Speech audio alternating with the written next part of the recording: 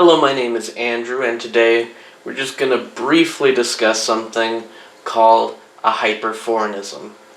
A hyperforeignism is when somebody knows that a word comes from a foreign language, so they apply a rule to that word that they perceive that doesn't actually apply normally in that language that the word comes from.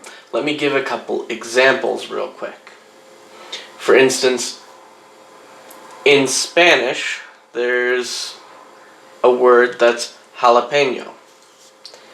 And Americans, often knowing that word, will pronounce a Spanish word for a different pepper, habanero, as habanero.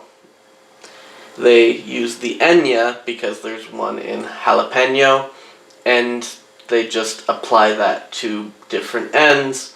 Another example would be ch. In French, where English gets a lot of its words from, ch makes the sound sh, like cheval. So English speakers will apply that same thing to Spanish words.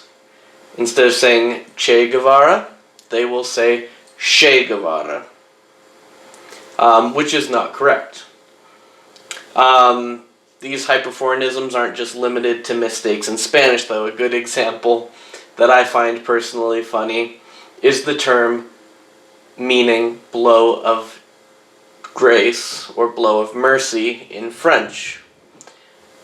What people should say to pronounce this correctly is coup de grâce. What people do is they know that often letters at the ends of words in French don't get pronounced. So, although the word is spelled Grace, they pronounce it as if it was spelled Gras, where the S would be silent, coup de grâce. You'll hear people say coup de grâce in English. However, in French, instead of meaning blow of mercy, that actually means blow of fat, which doesn't make a lot of sense unless maybe a sumo wrestler is body slamming you, in which case that term would make quite a lot of sense. This also applies to words that don't come from modern languages, but come from older languages like Latin and ancient Greek. English has a lot of words that come from these languages, and words borrowed from these languages tend to end with the letters US. Now in Latin, these words ending in US would normally pluralize by changing the US to an I. Like cactus, cacti. That's a Latin word. However, people will do that to Greek words that also, in English and in US, like octopus. You will often hear people say octopi, whereas if you want to be true to the original Greek, the plural would probably be something like octopodes. Same thing with platypus, platypodes, but that sounds silly to say. What I recommend and what most people recommend is saying octopuses, platypuses.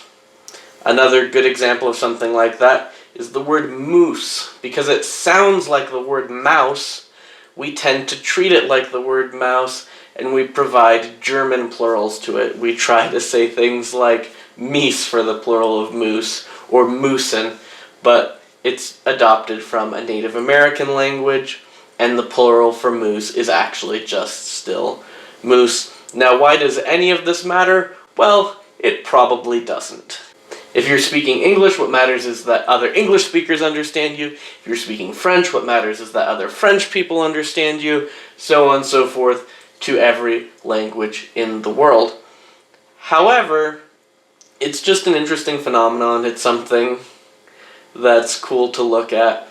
And if you're worried about making mistakes and saying something incorrectly, the best way to fix that in this case is just to learn other languages. And that's my 2 cents. There's some examples for you. Hope you learned something new. Have a great day.